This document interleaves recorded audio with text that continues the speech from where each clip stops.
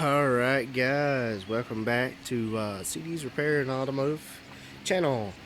As you can tell by the title of the video, you may already know this is my new vehicle. Paid $400 for it. And I'll go ahead and the whole story and show you the whole truck and tell you about it. This is a 1985 GMC Sierra S10. Now, it's basically the same thing as a 85 Chevrolet S10, a Chevy Blazer. It's really the same thing. They're all in the same family. But with that little marked out right below the headlight, you can't really tell what engine's in it. And I'm going to let you guess until I open the hood. It's very clean. Now, I will say I did not get the vehicle with it looking like this. I've already been to the junkyard, made a few trips, more than once. Like for say, the front grille was changed.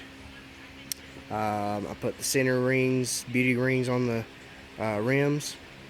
The chrome rims that go around the fenders, that was missing too. I painted the front bumper, painted the back bumper. Washed it, cleaned it up, but you can't really tell it now. Somebody's already took a can to a rattle can primer and spray painted it. It does have a clean title.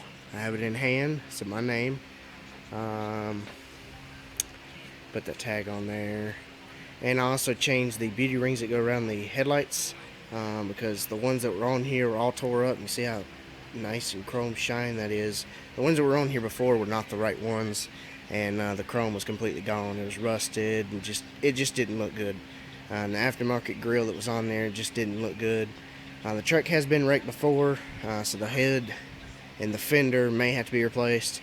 I'm going to definitely do a fender replacement because this side you can kind of see the dent and everything in it. I'm not even going to fool with pulling that out because it's all bubbled. You can't really see it in camera. There you go. You can see everything's bubbled up, dented, rusted already. When I can get another fender for about $15–25 at the junkyard. So let's go ahead and go around. It does run, it does drive. I will say that. The truck needs some work. The reason why I paid $400 for it was because it had a bad head gasket. So I was told.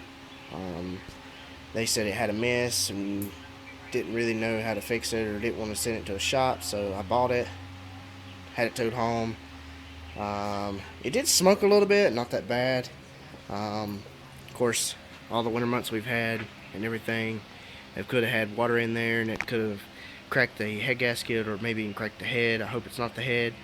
I did put the mud flaps on there. I changed one of the tail lights because it didn't have the chrome around it like it's supposed to. And every one of the emblems on this thing was all covered up when they painted it. Like the GMC back here logo and the ones that are on the fender, they were all spray painted that gray stuff. So I took some steel wool and scraped all that stuff back out like it's supposed to be. I made it look better. It is a long bed. I added the Chevy emblem on the windshield, rear window. I just got this chrome tip to put on the end. So have you guessed it yet? What engine is in this truck? Is it the 4.3? Is it the 2.5 4-cylinder? Is it the 2.8? Which is my favorite. Now I know a lot of you is going to be commenting right now, since I said that, you don't really necessarily agree with the 2.8. Those are bad for rod knocking and a lot of issues with those. Specifically, I had a Chevy Celebrity, if anybody knows on my channel. Had Chevy Celebrity and it had the 2.8 in it, and it had over 400-something thousand miles, and there wasn't a daggone thing wrong with it for the garage fire. Look at that. The interior is immaculate. I mean, the door panels are good. The seats in good. I just covered it up with a camo seat cover. I put the Chevy mat in here. It didn't come with mats. I am going to change the gauges. I don't like the idiot lights. Can't trust them. I like to know what my oil pressure is and what my temperature is while I'm driving this thing. Might be V8 swapping it, just depends. I may fix the head gasket on this and go through the whole engine, and I'll show you that in a minute.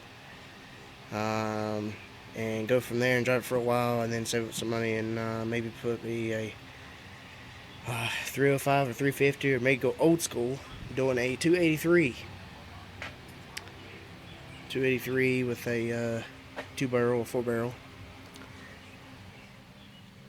No computer, nothing like that. I don't want anything that's computer controlled. That way I don't have to deal with emissions or anything like that. Check engine lights. Headliner's in good tack shape. I am missing the dome light cover, but it does work. Pretty clean back here, a couple parts and things like that. This truck, when I get done with it, after my plans go to what I'm going to do, I'm going to fully redo the truck. I'm not restoring it, no. But and door shut's good. It does have these on here since the wreck, but she said the hood wouldn't shut.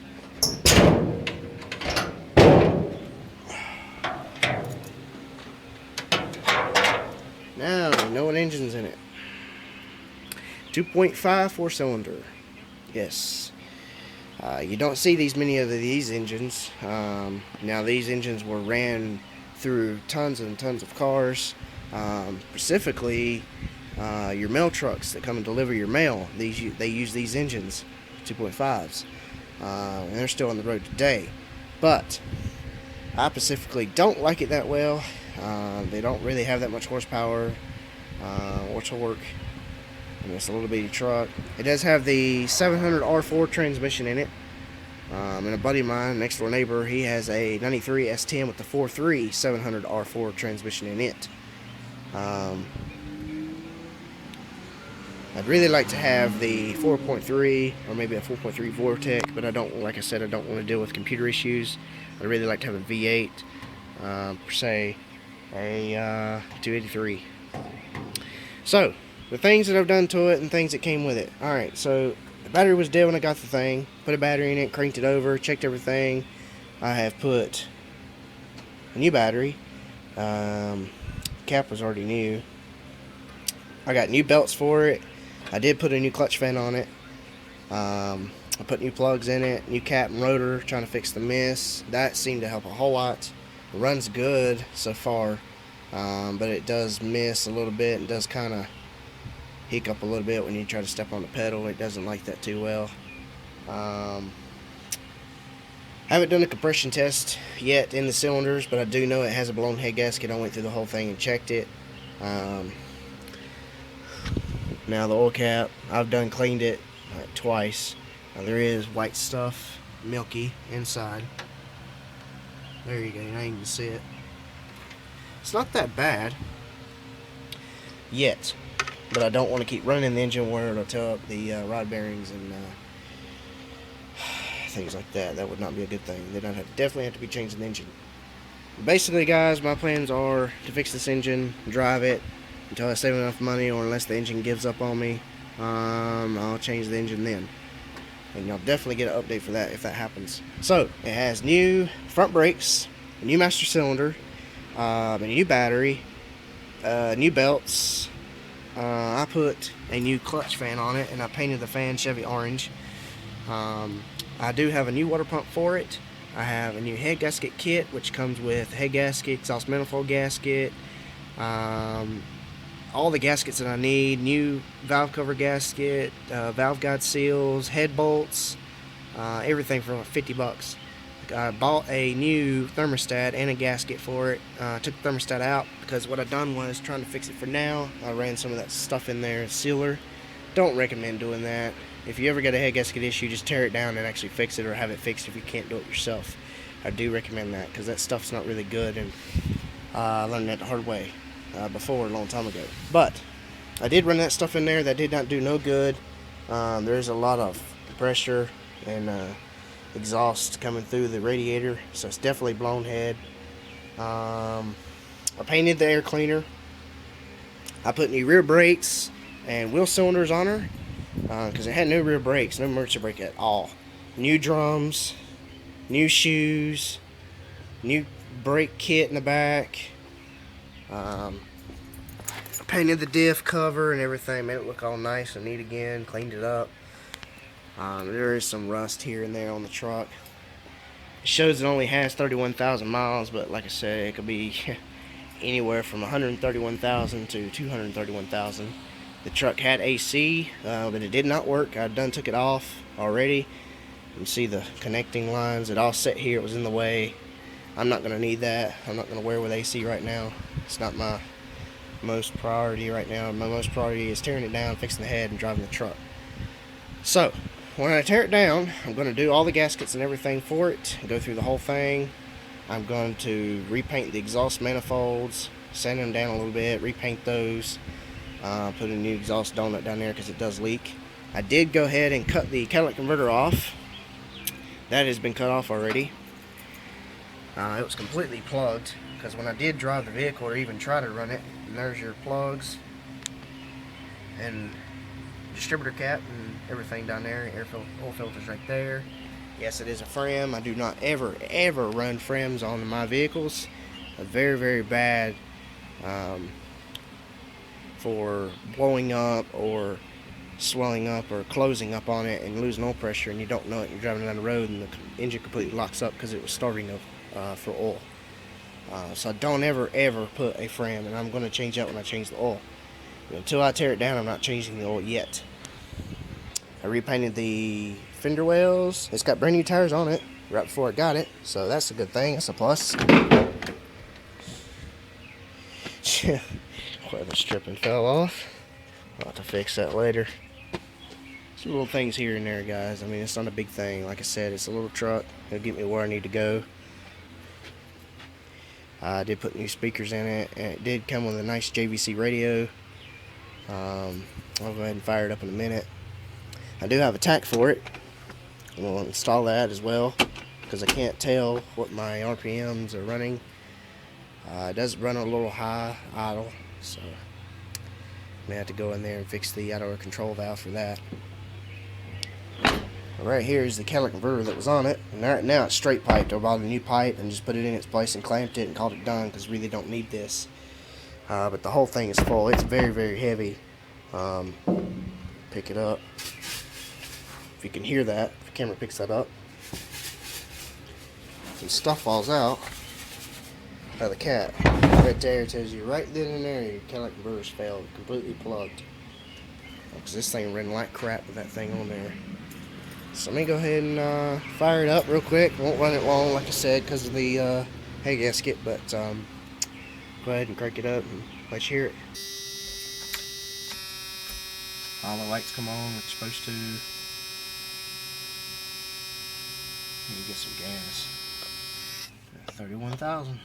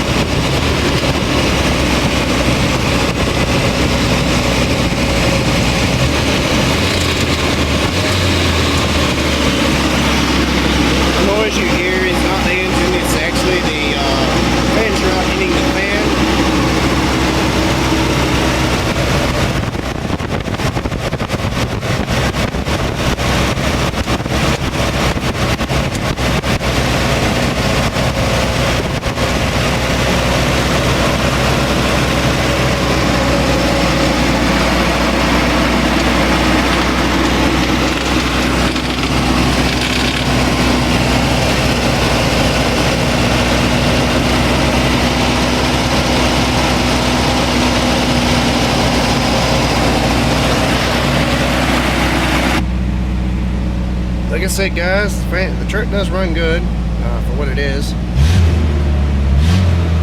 Good throttle response. Not gonna idle it. I'm not gonna rev it up high. You can tell the idle up. Now the engine's already hot. That idle should be coming down. It shouldn't be that high still yet. That's what I was talking about.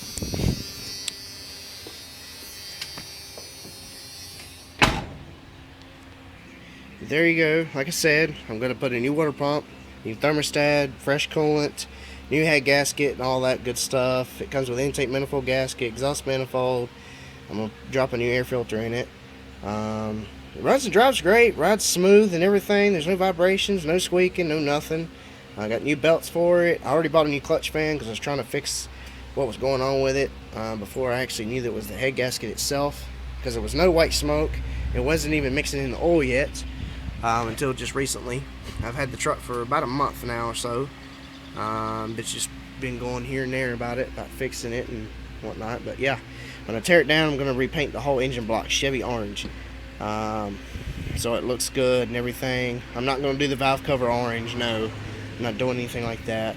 The exhaust manifold will be painted, but it won't be orange. It'll be black, like it should be. High temp paint. There you go, guys. If you like this video, please give it a big thumbs up. If you have any questions or comments about the truck or what I should do or anything about this engine or anything that I need to know that I may not know, drop it in the comments. I appreciate it. And if you haven't already, hit that subscribe button. Smash that button. I make how-to repair videos just about every other week, whenever possible, whenever I can. Thanks for watching. Stay tuned for more. There should be more videos coming out about this truck. Stay tuned. Thanks for watching, guys. Have a great day or night.